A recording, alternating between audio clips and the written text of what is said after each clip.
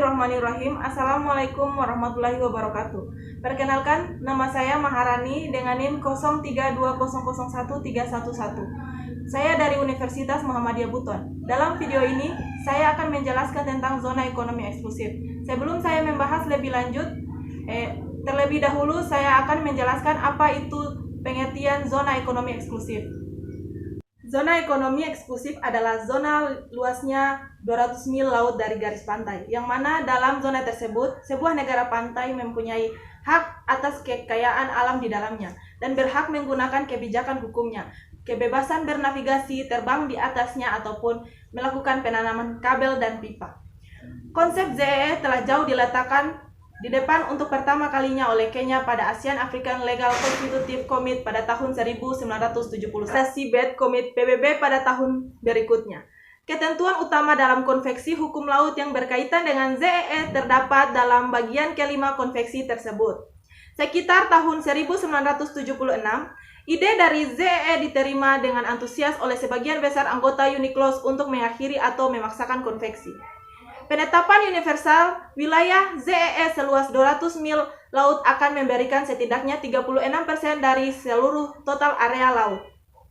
Walaupun ini porsi yang sangat relatif kecil, di dalam area 200 mil laut yang diberikan menampilkan sekitar 90% dari seluruh simpanan ikan komersial, 87% dari simpanan minyak dunia, dan 10% simpanan mangan.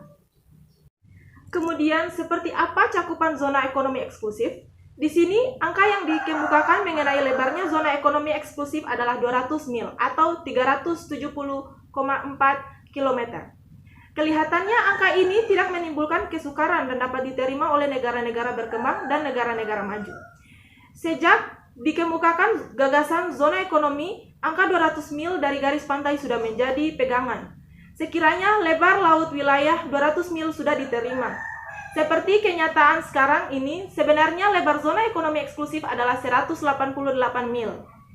Sebagaimana telah dikemukakan, hak-hak negara pantai atas kedua laut tersebut berbeda, yaitu kekuatan penuh atas wilayah teritorial dan hak-hak berdaulat atas zona ekonomi untuk tujuan eksploitasi sumber kekayaan yang terdapat di daerah laut tersebut. Batas dalam ZEE adalah batas luar dari laut teritorial. Zona batas luas tidak boleh melebihi kelautan 200 mil dari garis dasar di mana luas pantai teritorial telah ditentukan. Kata-kata dalam ketentuan ini menyarankan bahwa 200 mil adalah batas maksimum dari ZEE, sehingga jika ada suatu negara pantai yang menginginkan wilayah ZEE kurang dari itu, negara itu dapat mengajukannya. Kemudian timbul pertanyaan mengapa luas 200 mil menjadi pilihan maksimum untuk ZEE? Alasannya adalah berdasarkan sejarah dan politik, 200 mil tidak memiliki geografis umum, ekologis, dan biologis nyata. Hak dan kewajiban negara pantai pada ZEE antara lain, yang pertama, hak berdaulat untuk melakukan eksplorasi dan eksploitasi, konservasi, pengelolaan sumber daya alam, baik hayati maupun non-hayati, dari perairan dasar laut dan tanah di bawahnya. Kedua, hak berdaulat atas kegiatan lain untuk eksplorasi dan eksploitasi di zona tersebut, seperti produksi energi dari air, arus, dan angin. Tiga, yurisdiksi untuk perairan dan pemanfaatan pulau buatan, instalasi dan bangunan, riset ilmiah kelautan, dan pelestarian lingkungan laut. Konvensi hukum laut menggunakan istilah sovereign right.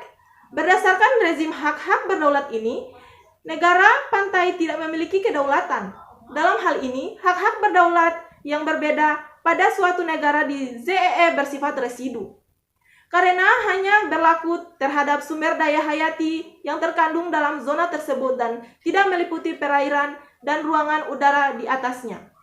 Merajuk dalam hak-hak berdaulat yang diatur dalam konvensi hukum laut, maka Indonesia memiliki posisi yang kuat dalam mengelola dan melindungi sumber daya ikan di ZEE, termaksud ZEE Laut Natuna Utara. Kapal-kapal penangkap ikan Cina Tiongkok yang menangkap ikan di ZEE Indonesia yang dikawal oleh penjaga pantai Coast Guard dan kapal pengawas perikanan adalah pelanggaran hukum berupa pencurian ikan dan pelanggaran wilayah ZEE Indonesia.